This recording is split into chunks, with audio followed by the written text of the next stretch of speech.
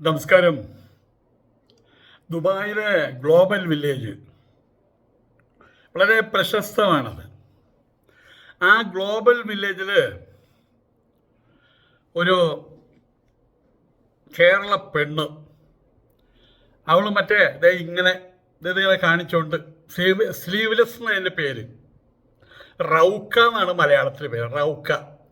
പണ്ടത്തെ പെണ്ണുങ്ങൾ അങ്ങനെ ആയിരുന്നല്ലോ, മുല മാത്രം, മുലയുടെ തുമ്പ് മാത്രം മറിച്ച് അത് അവർക്കതേ കഴിയുള്ളൂ. അതിപ്പോൾ പുതിയ ഫാഷനായിട്ട് ഇങ്ങനെ അവിടെ ചെന്നിരിക്കുകയാണ് കേരളത്തിലൊരു പെണ്ണ്.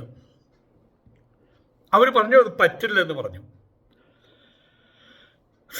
സ്ലീവ്ലെസ് ധരിച്ചു ഇവിടെ വരാൻ പറ്റില്ലെന്ന് പറഞ്ഞു.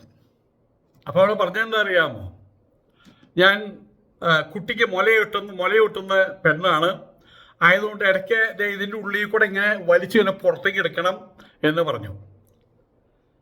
അപ്പോൾ അവർ വേറൊരു മാർഗം പറഞ്ഞു കൊടുത്തു. എന്താണെന്നറിയോ?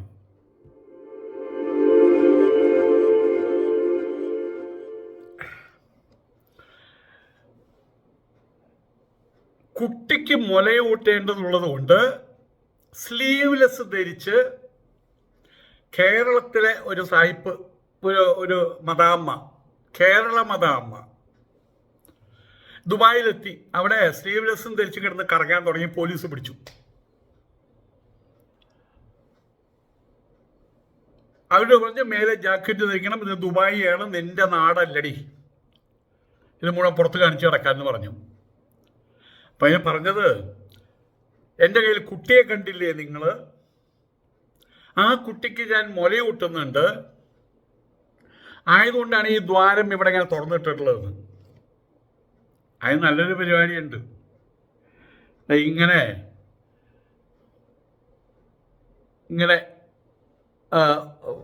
ഒരു ഇതാണല്ലോ ഇത് സാധനം. അപ്പം ഇതിൻ്റെ ഈ ഭാഗം ഉണ്ടല്ലോ, ഈ ഭാഗത്തിൻ്റെ ആ നടുഭാഗം ഒന്ന് കട്ട് ചെയ്യുക, കട്ട് ചെയ്ത് ഒരു ദ്വാരം ഉണ്ടാക്കുക. എന്നിട്ട് ആ ദ്വാരത്തിൻ്റെ മേലെ ഒരു അടപ്പ് ഇങ്ങനെ വെക്കുക. ഇതിങ്ങനെ ഒരു അടപ്പ് വയ്ക്കുക. അപ്പം ആവശ്യത്തിന് അടപ്പ് തുറന്ന് കുട്ടിക്ക് മുല കൊടുക്കാമല്ലോ. അത് ആവശ്യം കടന്നു കഴിഞ്ഞാൽ നമുക്കിതിങ്ങനെ അടച്ചവിടെ വയ്ക്കുകയും ചെയ്യാം. അതല്ലേ നല്ല പരിപാടി, എളുപ്പത്തിലുള്ള പരിപാടി അതല്ലേ?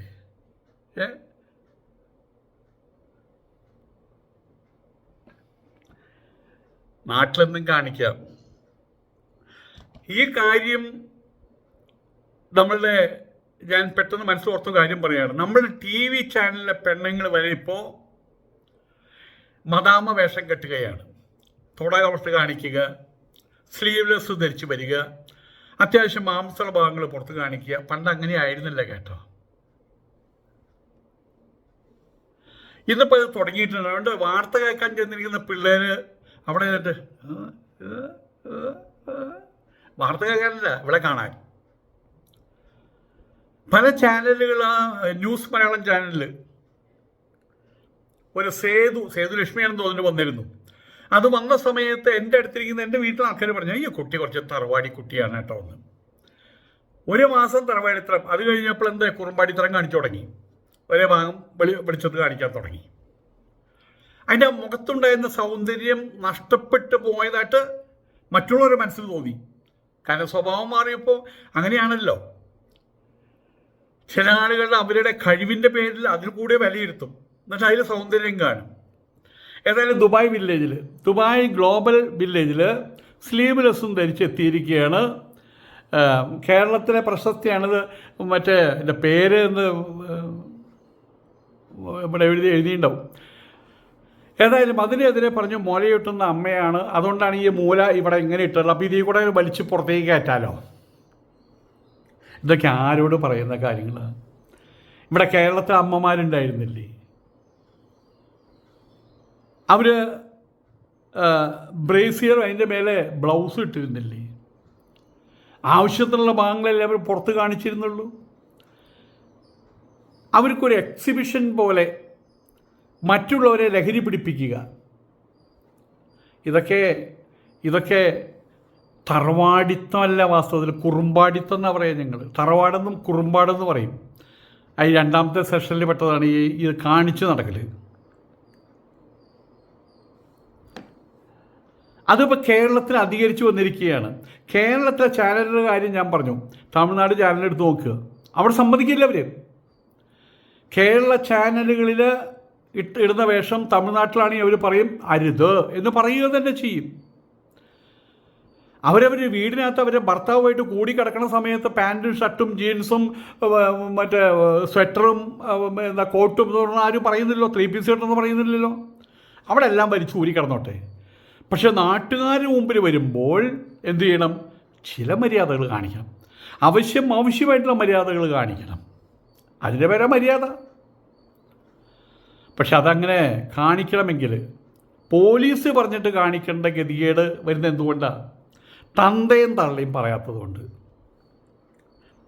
എടി അങ്ങനെ ചെയ്യരുതെന്ന് പറയാത്തതുകൊണ്ട്. ചാനലിലെ പെണ്ണുങ്ങൾ സിനിമാ നടികളടക്കം വന്നിരിക്കുമ്പോൾ ചെയ്യുന്നൊരു കാര്യമുണ്ട്. മുട്ടുകാലിൻ്റെയും അരക്കെട്ടിൻ്റെയും മർമ്മഭാഗം, അരക്കെട്ടിൻ്റെയും ഭാഗത്തുള്ള തുടയുടെ പകുതി വരെയുള്ള ഒരു ഇതിടും. എന്തായാലും പറയുക, അതിന് സ്കർട്ടോ, എന്തായാലും മിനി സ്കർട്ടോ മറ്റോ ഇടും. എന്നിട്ട് കാലുമ കയറ്റി വയ്ക്കും. എന്നിട്ട് ചെറുപ്പക്കാർ പിള്ളേർ ഇങ്ങനെ ഇങ്ങനെ ഇങ്ങനെ ഇങ്ങനെ നോക്കിക്കൊണ്ടിരിക്കും. എത്ര മാന്യമായിട്ടുള്ള ഡ്രസ്സുണ്ട്. ഇത് വേറൊരു കാര്യമുണ്ട്. അത് യൂറോപ്പാണ്. അവിടുത്തെ കാലാവസ്ഥ അങ്ങനെയാണ്. അവിടെയുള്ള കുട്ടികൾ ബിക്കിനി ധരിച്ചു വരുന്നുണ്ടായിരിക്കാം. അവരെ സംബന്ധിച്ചിടത്തോളം അവരുടെ ശരീരം ഈ പറഞ്ഞുള്ളൊരു പെൻസിൽ മാർക്കാണ്. മാംസളമായിട്ടുള്ള ഭാഗങ്ങൾ കാണാൻ പറ്റില്ല. അതുകൊണ്ട് അവർ ഡ്രോയിലിട്ട് ബിക്കിനി മഞ്ഞൾ ഷെഡിയിട്ട് വരിക എന്നായി പറയുന്നത്.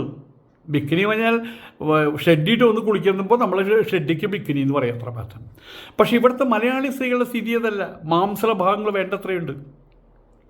ആയതുകൊണ്ട് തന്നെ മാണം മറക്കുക എന്ന് പറഞ്ഞാൽ കേരളത്തിൽ അതിന് പറ്റിയത് ചുരിദാർ, ഇറ്റ്സ് ഓക്കെ.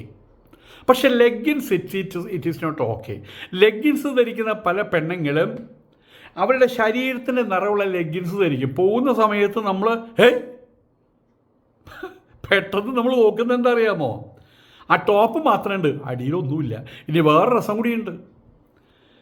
ഒരിക്കൽ ഇന്ത്യയിലാണോ വിദേശത്തൊന്നും അറിയില്ല, കാലുമ്മേ കറുപ്പും ചുവപ്പും വരകളൊക്കെയും വരച്ചു. എന്നിട്ട് ടൗണിൽ കൂടെ അവൾ അങ്ങോട്ടും ഇങ്ങോട്ടും കിലോമീറ്ററോളം സഞ്ചരിച്ചു. ആർക്കും മനസ്സിലാക്കാൻ പറ്റിയില്ല എന്നുള്ളതാണ്. എല്ലാം ലെഗിൻസാണെന്ന് വിചാരിച്ചു.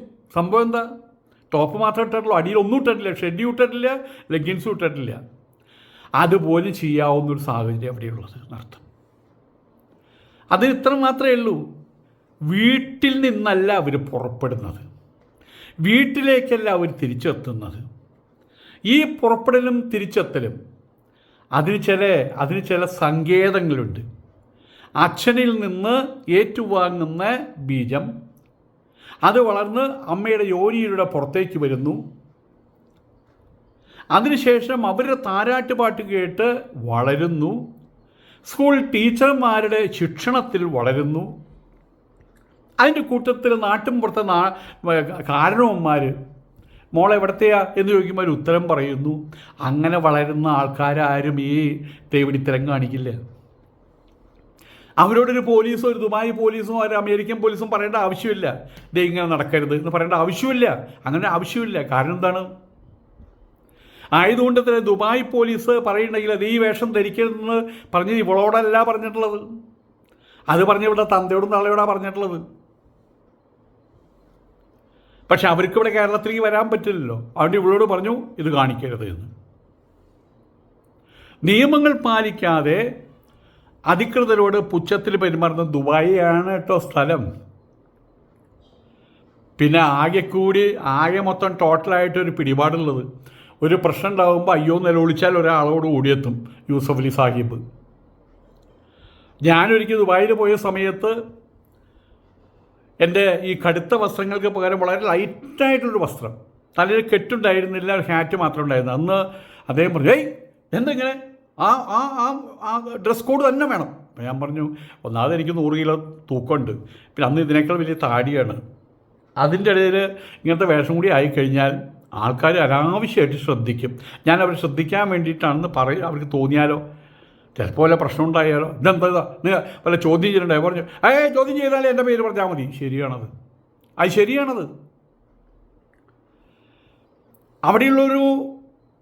അവിടെയുള്ള ആ രാജകുടുംബത്തിലെ ഒരാളുടെ നിലയും വലിയ അദ്ദേഹത്തിനുണ്ട്. അത് അദ്ദേഹം പറയില്ല, അദ്ദേഹം പറയാനും പാടില്ല, പക്ഷെ നമുക്ക് പറയാലോ. അത് മാത്രമാണ് ആലംബനം. ഇങ്ങനെയുള്ള ചെറ്റത്തരം കാണിക്കുന്ന ആളുകൾക്ക് അവസാന ആലംബനം പത. അങ്ങനെ പിന്നെ നീ അനുഭവിക്കുകയെന്ന് പറയില്ല, പോട്ടെ പുല്ലെന്ന് വയ്ക്കും. ഏതായാലും നിയമങ്ങൾ പാലിക്കാതെ അധികൃതരോട് പറയണം, അവിടെ പോയിട്ട് പറയണം. ഞങ്ങളത് ഇട്ട് നടക്കുന്നത് എന്തുകൊണ്ടറിയോ, മുല പുറത്തേക്ക് പെട്ടെന്ന് തുറപ്പിച്ച് കൊണ്ടുവരാൻ വേണ്ടിയിട്ട് ഇതിങ്ങനെ ഇവിടെ തുറന്നിട്ടിരിക്കുകയാണെന്ന്. ഏതായാലും ദുബായ് പോലീസാണ് 1 വട്ടം 2 വട്ടം 3 വട്ടം 4ാമത്തെ വട്ടം എന്താ അറിയോ, ദണ്ഡനാണ്. സാമധാന ഭേദം കഴിഞ്ഞാൽ പിന്നെ ദണ്ഡനാണ്. അപ്പോൾ കുളമുറിയാകത്തേക്ക് പിന്നെ പുറത്തു വരണമെങ്കിൽ തലകുത്തി നിൽക്കേണ്ട പരിപാടി. ഏതായാലും ഒടുവിൽ ജാക്കറ്റ് ധരിച്ച ശേഷം അത് ഊരി മാറ്റി വീഡിയോ പങ്കുവച്ചത്. എനിവേ, നിങ്ങൾ മുലയൂട്ടുന്നൊരമ്മയാണെന്ന്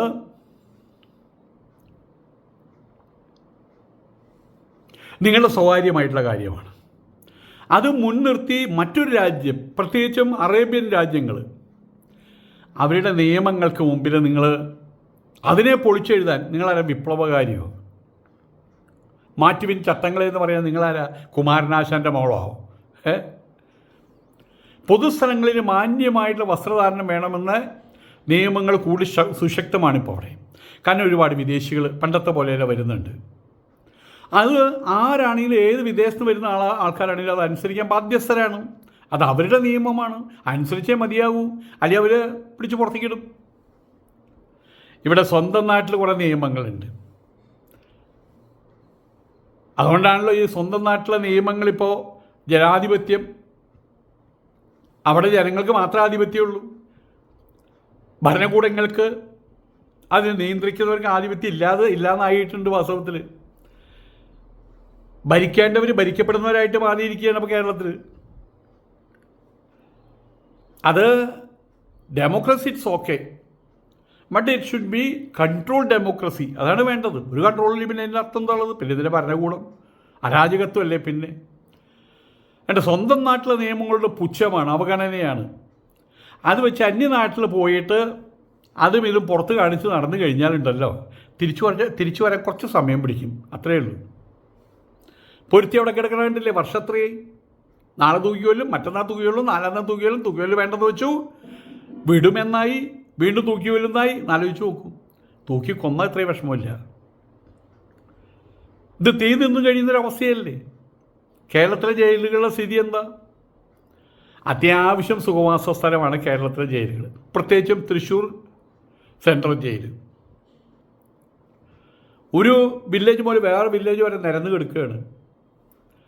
അതിനകത്തൊരു പന്ത് കളിക്കാം, ക്രിക്കറ്റ് കളിക്കാം, അതിനകത്ത് സ്റ്റേഷനറി ഐറ്റംസ് കിട്ടും. ഒരു മാസം 80 രൂപ മറ്റവിടെ ചെലവിടാനുള്ള അവകാശമുണ്ട്. അപ്പോൾ വേറൊരുത്തരെ കൂട്ടിപ്പിടിച്ച് അവന് കുറച്ച് കൈക്കൂലി കൊടുത്ത് അവൻ്റെ പേരിൽ പൈസ അയക്കുക. അപ്പോൾ അവൻ്റെ പേരിൽ 50 രൂപ, ഇയാളുടെ പേരിൽ 80 രൂപ. അപ്പോൾ ഇയാളുടെ പേരിൽ എന്തായി? അവൻ്റെ 20 കൊടുത്ത് ബാക്കി 60 രൂപയുള്ള കയ്യിലേക്ക്. അപ്പോൾ എത്രയും 140 രൂപ. അതിന് 5 ആളാണെങ്കിലും എൻ്റെ കയ്യിൽ 500 600 അവിടുത്തെ കോടീശ്വരനായി. ആഴ്ചയിൽ ഒരു ദിവസം മീൻകറി, ഒരു ദിവസം മുട്ടക്കറി, ഒരു ദിവസം ചിക്കൻ കറി. അതങ്ങനെ പണ്ടത്തെ പോലെ ഉണ്ടയൊന്നുമില്ല. നല്ല ചപ്പാത്തി, 12 സദ്യ. ഇതൊന്നും അവിടെ ഇല്ല കേട്ടാ. ഇതൊന്നും ദുബായിലില്ല കേട്ടാ. തണുപ്പ് കാലത്താണെങ്കിൽ പുതച്ചുമുടി കിടക്കാം. ഒരു എന്തോ ചൗക്കാളം കിട്ടും അത്ര. വേനൽക്കാലത്തെ സ്ഥിതിയോ? അവിടെ AC ഒന്നും അനുവദിക്കില്ല. മുലയൂട്ടുന്ന അമ്മയാണെന്നൊരു വിശദീകരണം പറയാമെങ്കിലും നിയമലംഘനത്തെ ന്യായീകരിക്കാനുള്ള ഒരായുധമായിട്ട് അതിനെ മാറ്റാൻ അംഗീകരിക്കാൻ പറ്റില്ല. ഈ ഡയബറ്റിക് മൂത്ത ആളുകൾക്ക് ചിലപ്പോൾ ഇടയ്ക്ക് മൂത്രം ഒഴിക്കാനുള്ള താല്പര്യം ഉണ്ടാവും. ഡയബറ്റിക് ആണെന്ന് തോന്നുന്നുണ്ട്. അപ്പോൾ അവർ ആ ഭാഗം തുറന്നിട്ട് നടക്കൂ.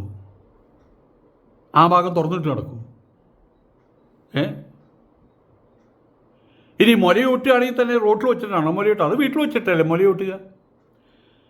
റോട്ടിൽ വെച്ചൊരു കുട്ടിക്ക് മുലയൂട്ടണമെങ്കിൽ അതിന് പാൽക്കുപ്പി പിടിക്കുകയല്ലേ വേണ്ടത്? മുലക്കുപ്പി ഉണ്ടല്ലോ, അതിൽ പാല് നിറച്ച് കൊടുക്കുകയല്ലേ വേണ്ടത്? അതല്ലേ നമ്മളെല്ലാവരും ചെയ്യുന്നത്. യാത്ര പോകുന്ന സ്ത്രീകൾ ട്രെയിനിൽ യാത്ര ചെയ്യുമ്പോൾ, ബസ്സിൽ യാത്ര ചെയ്യുമ്പോൾ ഒരു മുലക്കുപ്പി കയ്യിൽ പിടിക്കും. വീട്ടിലാവുമ്പോൾ മുല നേരിട്ട് കൊടുക്കും. ഇതിപ്പോൾ അതൊന്നുമല്ല. നിങ്ങൾക്കൊന്നുമില്ലാത്തൊരു സാധനം ഞങ്ങൾക്കുണ്ടെന്ന് കാണിക്കാൻ വേണ്ടിയിട്ടുള്ള ഒരേ തെണ്ടിത്തരം, അത്രയേ ഉള്ളൂ. തെണ്ടിത്തരം, കുറുമ്പാടിത്തരം. അതാണ് ഇവളാർ കാണിച്ചത്. സ്ലീവ്ലെസ് വസ്ത്രവും പിന്നെ മുലയൂട്ടലും തമ്മിൽ ഇവിടെ തുറന്നു വെച്ച് കഴിഞ്ഞാൽ ഇതിൻ്റെ ഉള്ളിൽ കൂടെ ഈ സാധനം എങ്ങനെയാണ് പുറത്തേക്ക് എടുക്കുക? എന്താണ് ഇതിൻ്റെ ശാസ്ത്രം? എന്താണ് അതിൻ്റെ യുക്തി?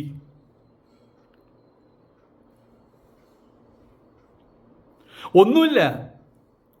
അങ്ങനെ ഓരോന്ന് കാണിക്കുക, അവിടെ പോയിട്ട് കാണിക്കുക, എന്നിട്ട് റീച്ച് കുട്ടത്തക്ക വിധത്തിലുള്ള കണ്ടന്റുകൾ ഉണ്ടാക്കുക, ഇവിടെ കൊണ്ട് അത് തിരികെ വയ്ക്കുക. പിള്ളേരും കൂടെ അത് കാണുമ്പോൾ എന്ന് പറഞ്ഞ് നക്കി നുണഞ്ഞിരുന്നോളും, അവർക്ക് റീച്ച് കിട്ടും.